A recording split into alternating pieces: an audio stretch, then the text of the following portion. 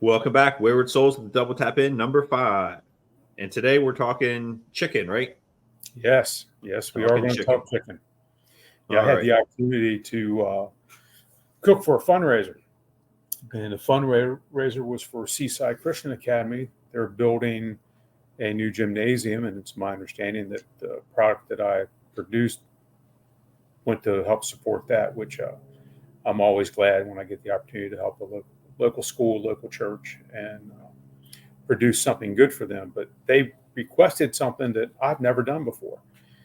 And hey, I'm willing to try anything once. If I like it, I'll do it twice. But they in years past, I've always done pulled pork, for this type of fundraiser. I did it for Decatur for years, and this is. I thought we were going to go right straight into that, but they had an offer to have some chicken donated, and they accepted the donation. They got the chicken, and it ended up being boneless, skinless breast and boneless, skinless thighs.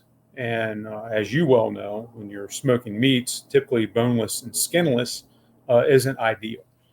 So came up with a plan that we would take the boneless, skinless meats and combine them equally into pans, sprinkle them with banging boar dust, smoke them, cover them, and then braise them until they were pull-apart tender.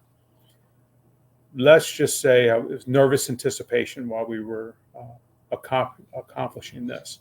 And right while I have a second, I want to thank Bill Tillman, who we all know and love. He's part of Ocean City Fire Department, and he is associated with the church that I cooked this for. And he stayed with me the entire cook and was my absolute right-hand man. And when I say my right-hand man, that's exactly what I need, because with my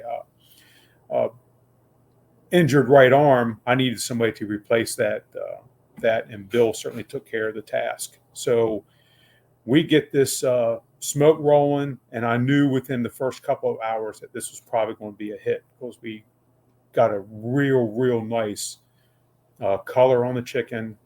It was smelling fantastic as we were walking around the smoker. You judge your cook by smell also. And one of these days we'll talk about that. And it was smelling like I wanted to take it out and throw it on a sub roll and just go to town on it. But after about 3 hours or so, went ahead and wrapped it and finished it off with a braise. And went back the next day, and they were pulling that chicken. As soon as I opened that kitchen door, you could just smell how good that was. And they said, "You have got to try it. You have knocked it out of the park once again."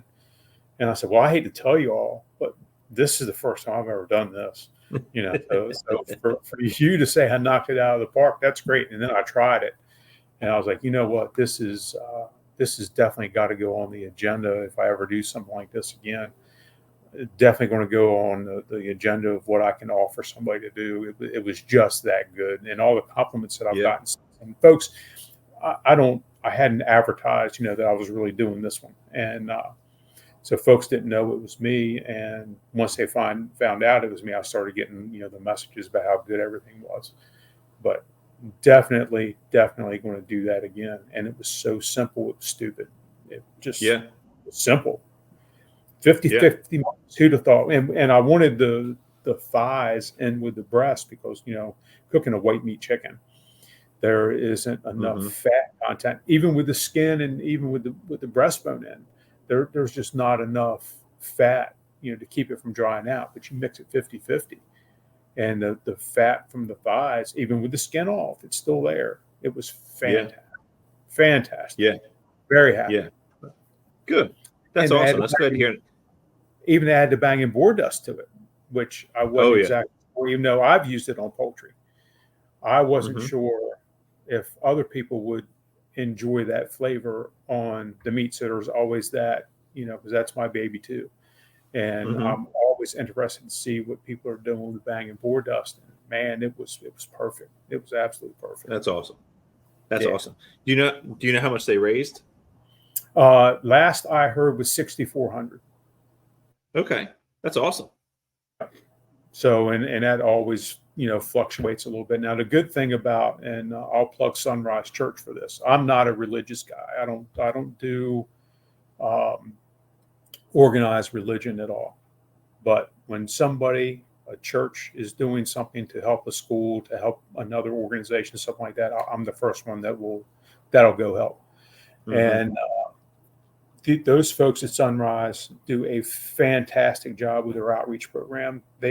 I've cooked for them for several projects, everything from supporting teachers going back to school to a senior event to things like this. It's not just schools, but they're doing Seaside Christian Bible is a school, but they're helping them with a big capital fund project. They're always doing something, and that's something I can get behind. And I've been real happy to have been associated with them doing the cooking for them for the past 4 or 5 years. It's just been mm-hmm. worthwhile for me to be able to do that. So I'm plugging them a little bit, which they could always use a helping hand and doing projects like this. So if you see me post something, don't hesitate to reach out and see how you can help. Yeah. I know. Over the years, seeing you do that kind of stuff mm-hmm. for Sunrise and seeing some of the other things, because you go down that rabbit hole of clicking on, oh, what's this? And you go see the other things that they've done, and that it seems like a great organization. And then you throw in Mr. Big Wrench, Bill Tillman. Like there's not a better human being than Bill Tillman. That's correct.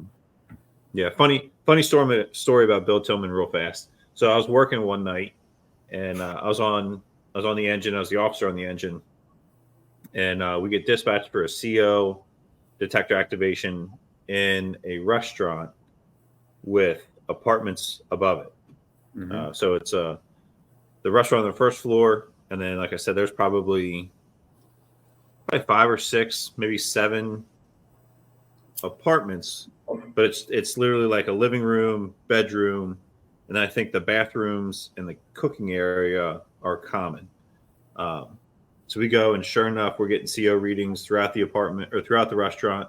Not really in the apartment, but there's some up the stairwell for it. And the stairwell for the apartments and the stairwell and the back entrance for the restaurant are right next to each other. So everything started at the same time they came in and started opening up and turning the heaters on. So we're thinking it's one of the cooking appliances has a gas leak, or they turned the heat on, so it's something related with that.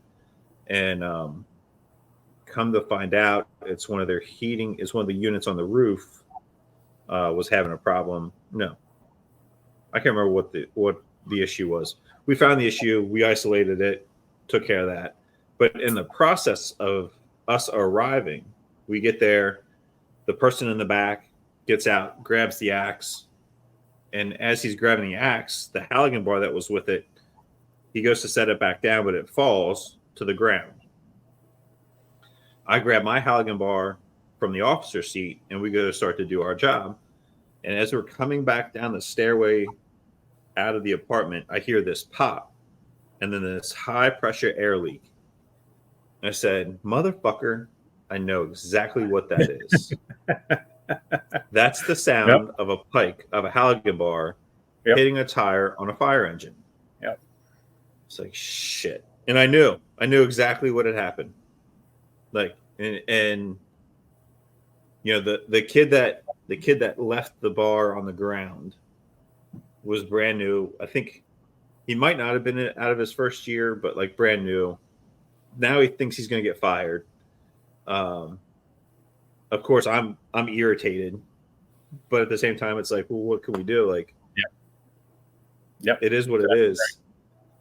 So the chief calls Bill. Hey, Bill, got a problem. Can you help us out? And I'm not on the phone call. I don't know what was said. I don't know how it went. I can only imagine Mr. Bill on the other end of the line. And luckily, the department keeps a spare tire in their storage. So they go, the tire guy goes, and Mr. Bill go and get the tire, come out, fix the fire engine on the street where it was sitting. And we see him back at headquarters afterwards. Said, Mr. Bill, I'm so sorry. And it happens. You won't do it again. And I get 3 hours overtime. Yeah, exactly. I was like, whew. I thought Mr. Yep. Big Wrench was going to mow me down, but Yeah.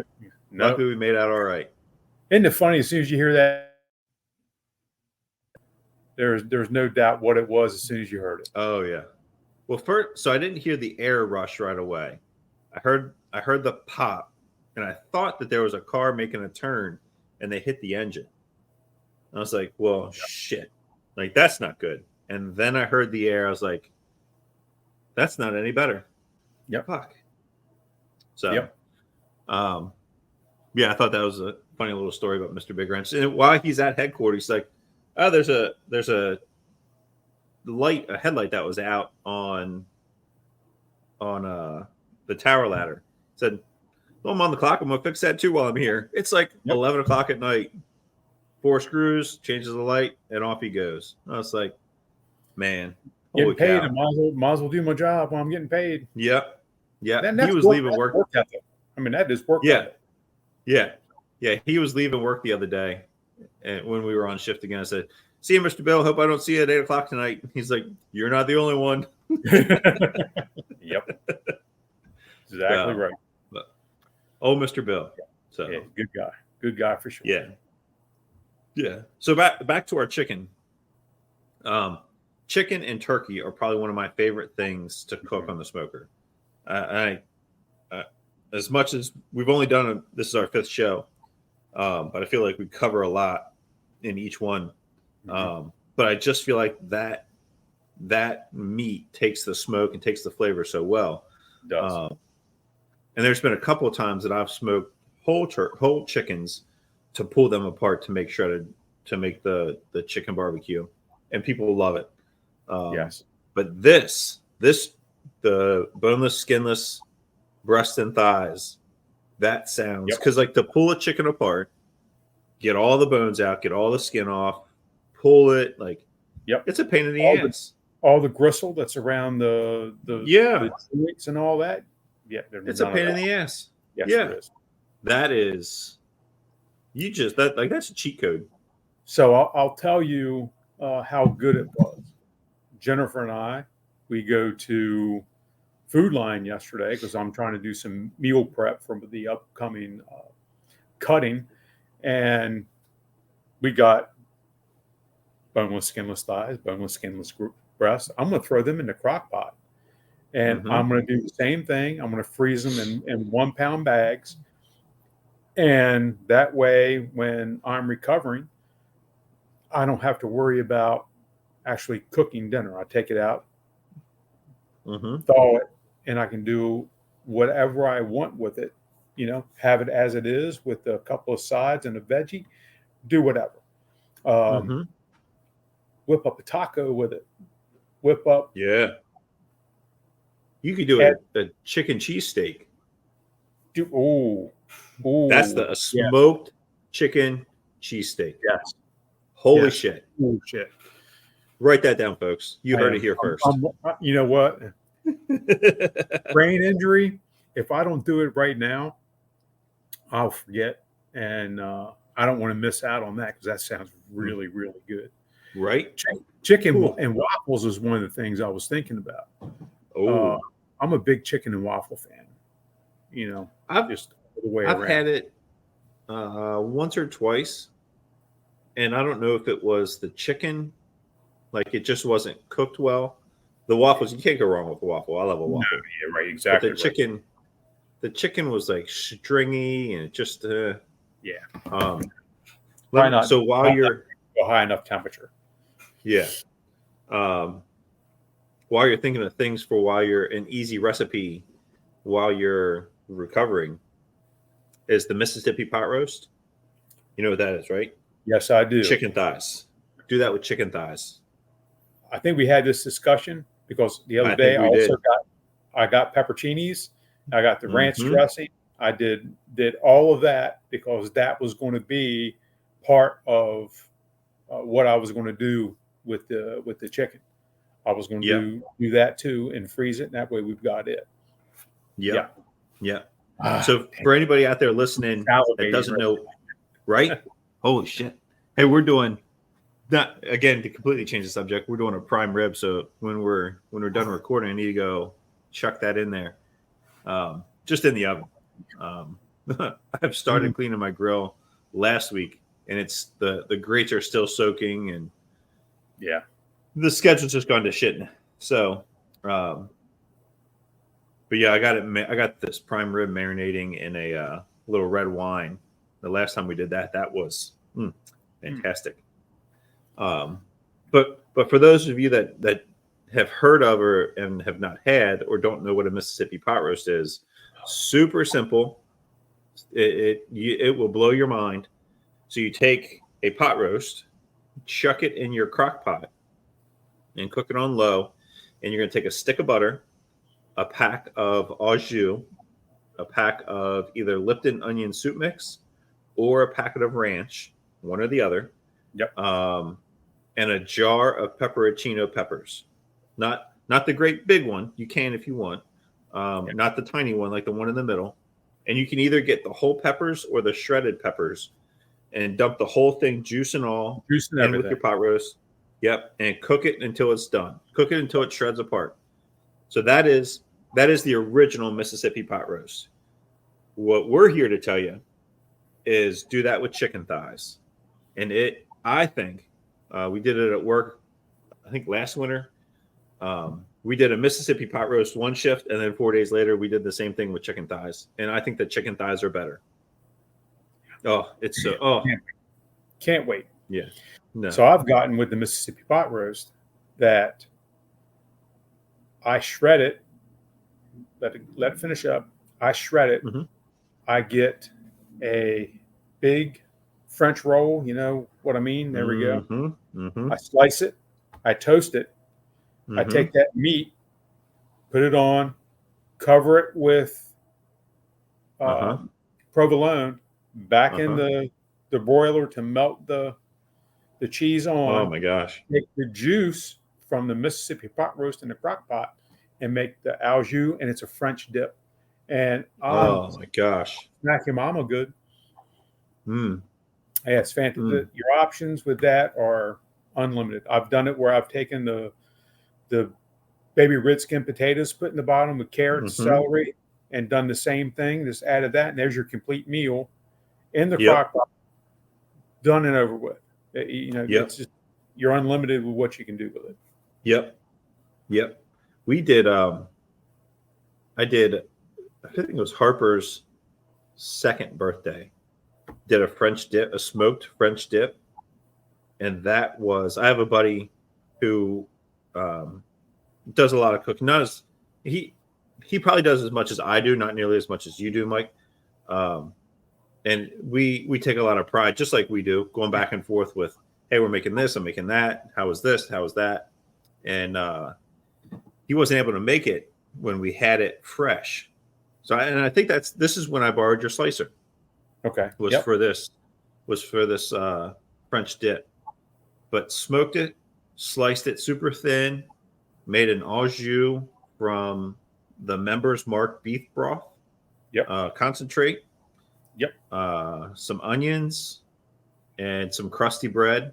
And holy shit, it was good. He texted me. His wife took it home for him. He texted me like the next day or 2 days later when he finally got to eat it. And he said, it's been however many days, and this is the best thing I've ever had. Yeah. I was like, well, thanks. So that was good. Had the discussion yesterday about leftovers. And it always seems like the second day, the third day, whatever it is, that flavor has a chance to really get together, create the goodness, and it has a chance to really compound the flavor. And there are very few things that I won't eat leftover wise. Sushi, I'm probably not going to eat leftover wise. Yeah, that's a no go. That's bad. The rest of it, yeah.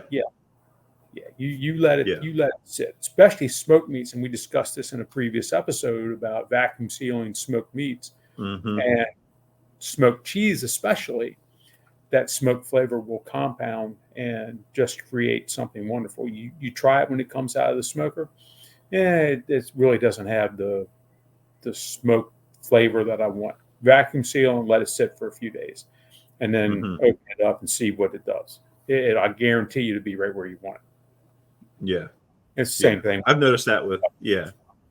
And I'm not a big leftover guy, but I do love whatever it is coming off that grill as a leftover.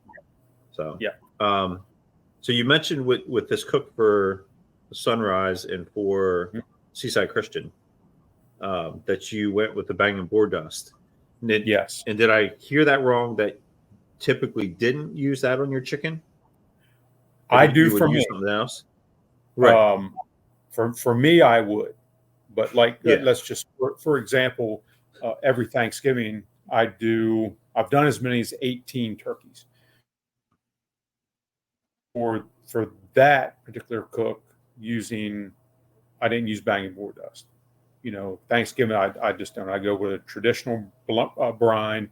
And the seasoning that I make for that is poultry seasoning, maybe a little extra sage, salt, pepper, and then lemon zest mixed together. And that's why I sprinkle on the bird, because it's more of a traditional poultry seasoning kind of thing to add that flavor that people are looking for, what they think they're looking for when it comes to a smoke during that time frame.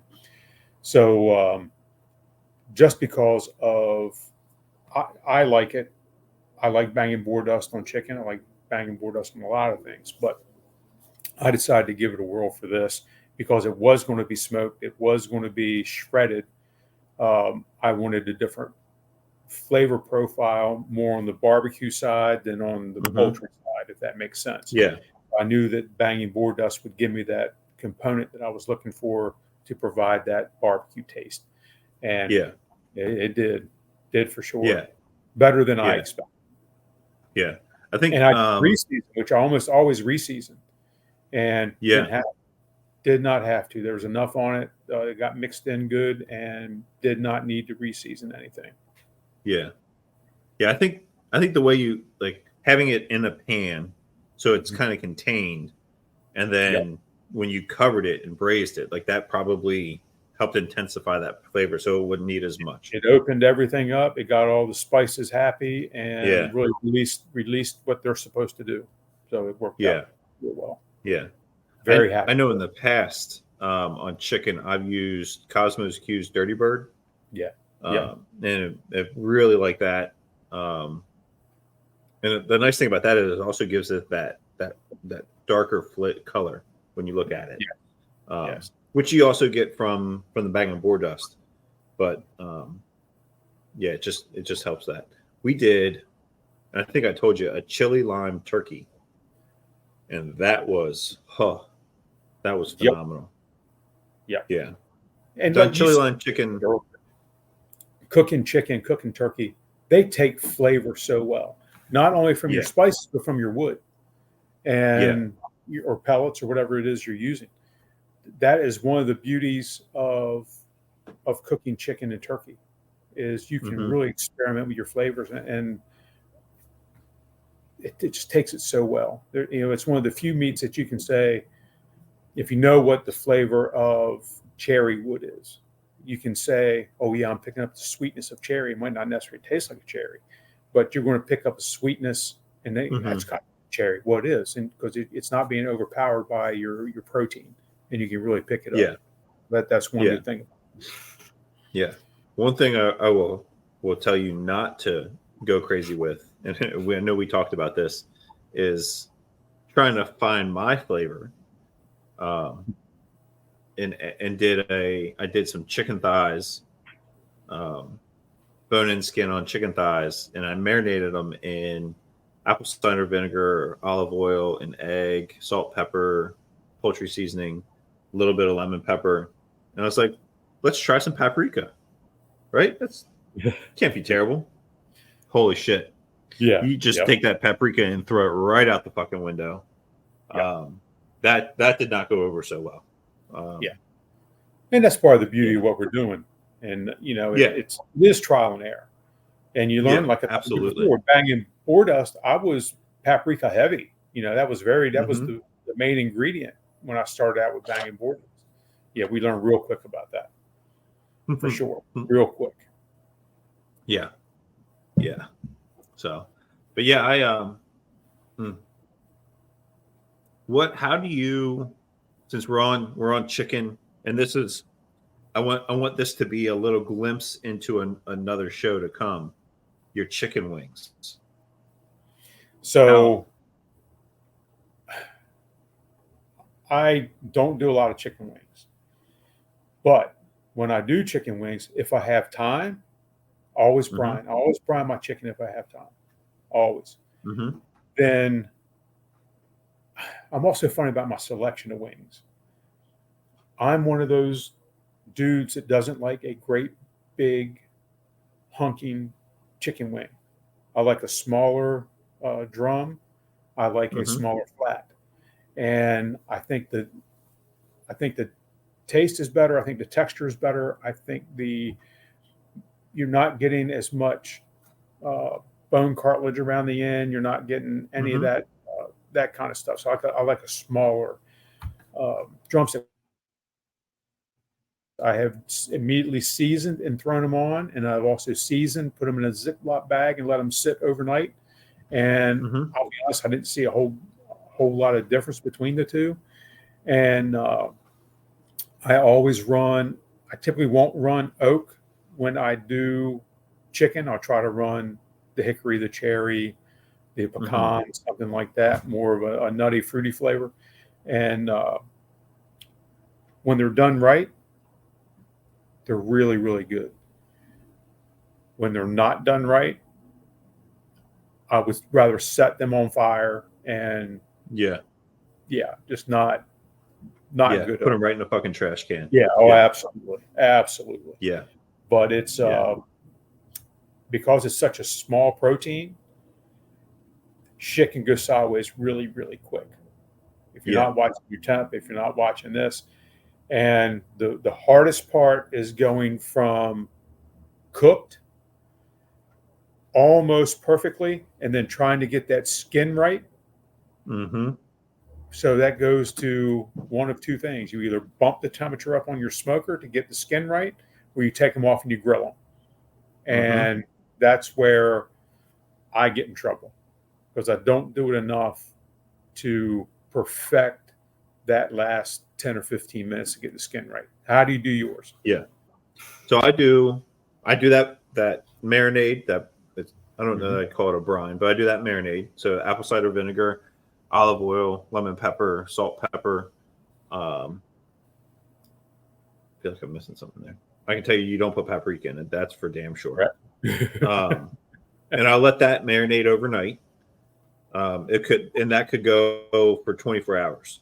On the grill, typically 165, so I don't have to worry about overcooking them on the grill. Right. Again, I can set it and forget it, and it's there. I know, again, that's the setting where I'm going to get a lot of smoke, not a lot of heat, and really try and get that smoky flavor into it. On there for really as long as I want, because again, I know that I'm not going to overcook them. That's right. Not going anywhere over 165. Yeah. The problem that I run into with a pellet smoker is that I can bump up the temperature on it, but the time that it takes for that temperature to rise in the grill is going to take forever. So I've done it on there where I've waited for the wings to crisp, and I end up slowly overcooking all of them. So what I do is, and I season them once they're on the grill. So whatever I usually, that's usually a Meat Church, Holy Voodoo. Once I'm done smoking them, they come off, and I take them into the air fryer for as hot as they go for 5 minutes aside. They get a little butter bath, some more seasoning, and they come out, and as soon as you can hold them, as soon as you can bite them, you eat them because they are phenomenal. It's like ribs. the meat pulls in from the end. They fall apart. Oh, they're fantastic. Perfect. Fantastic. That's, yeah. So I got introduced to Holy Voodoo, and wow. Yeah. Wow. So shameless plug to Meat Church for Holy Voodoo. Mm-hmm. And Matt Pittman, great job. Oh my. Oh my. Yeah. Yeah. Good stuff. And yeah, big fan of that. Yeah. Yeah. I've used some of their other stuff, which is good. Again, I think trying to find my way with what I like, what I don't like. The Holy Voodoo is the go-to for wings. It's the only thing I'll put on my wings. Their fajitas seasoning, when we do fajitas, which is, if it's not every other shift, it's every third shift at work. Okay. Yeah. If and it's sometimes it's fish, sometimes it's chicken, sometimes it's beef. If we can put it in a wrap, we're probably going to do it. Yep. And there's going to be some veggies with the fajita seasoning on there. I want to try his new one that just came out, the Blanco. I've heard that is fantastic. So, yeah, haven't seen that yet. Haven't heard about it yet. So, yeah, that might be worth hey, I'm gonna go pick up the kids, run by Ace to see if they have it. And I don't know how that got in the car, babe. Sorry. Isn't it funny how Ace, of all places, carries the shit that they do for smoking meat? Right. If they don't have it, you don't need it. I mean, it's pretty. Oh, absolutely. I and the nice thing is that if my kids ever watch this, by the time that they will watch it, they'll be old enough to know about Santa Claus. But I asked my wife one day, I said, "Right, when you did the Christmas shopping for me this year, did you just walk into Ace and go, I'll take one of those, I'll take one of those, I'll take one of those, that?" Like, holy shit. Yeah. But yeah, and I'll tell you, if you're looking for a seasoning and you're in Ocean City, the Ace Midtown seems to have the best selection out of any other Ace that I've been in. The Ace in Salisbury is great. They got a lot of really good stuff. But that Ace on, it's like 50-something street, like 60th Street, no, 70th Street. Yeah, it's 70th. They have all kinds of shit. All kinds. Mm-hmm. Traeger, Cosmos, Meat Church, whatever else, like any other brand out there, they seem to have a phenomenal selection. So when we did one of the first ones that I mentioned, Traeger's Leinenkugel Summer Shandy rub and pellets. I don't think you did. So I know we have talked about it, but I don't think you mentioned that. So, folks, if you had the opportunity to run into Traeger's Summer Shandy Leinenkugel rub and pellets, highly recommend that for poultry. Ooh. My oldest son, Josh, was big doing stuff with Traeger, and he won their March Madness competition. I think he came in. I don't think he actually won. I think he came in second. Regardless, they backed up a great big UPS truck to his house and unloaded a pallet worth of shit. And I do mean a pallet worth of shit. Multiple bags of pellets, multiple bags of seasoning, aprons, tools, hats, just all kinds of merch. Well, in this was that Leinenkugel's seasoning and Leinenkugel's pellets. So we decided to do wings on his Traeger. First time I've ever picked up a piece of meat and shoved it in my mouth, and it say, "Hey, this is a summer shandy. Are you sure that this is actually a chicken wing and you're not drinking the summer shandy?" It was that authentic. So hats off to Traeger folks. If you can run into it and find it, I highly recommend you buy it. It was fantastic. Yeah. We'll have to do a little search on the Amazon. Yeah, we can exactly right. And hopefully they still make it. This has been a couple of years. So yeah. I know it's been a while since you told me about that initially. So is he still doing a whole bunch of smoking and competitions and that kind of stuff? Not like he was, but he is still smoking meats around the house and doing that sort of thing. I think the competition thing that he did, he was smoking on a Lang smoker similar to what I have, And I think he got a taste of competition, much like I got, that it's not how I normally cook. It's definitely not how I eat barbecue. So why am I going to cook for something that I'm not going to enjoy eating, and I know other people aren't going to enjoy eating? Right. So that was that. I think that was pretty much a one and done for him, competition wise. Gotcha. Well, very good. Very good. So, yeah, that puts us right about our time that we're looking for. So chicken wings. Hope we gave you guys some ideas. If there's something that you guys have done with your chicken, please, besides pulling it, we don't want to hear about you pulling your chicken or choking it, whatever it is that you do with it. But if there's something that you've done with your poultry, reach out, waywardsouls88@gmail.com. Let us know. We'd love to hear it. Hey, and if it's something that sounds really great, we'll have you on. Matt Pittman, if you're watching, if you hear this, you want to send us some of that Blanco or some of the Holy Voodoo, we're in, because that's the way to go for great.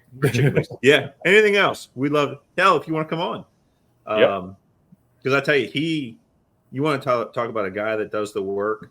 Like he is always putting something out there. He's doing some crazy stuff that turns out wicked good. Yep.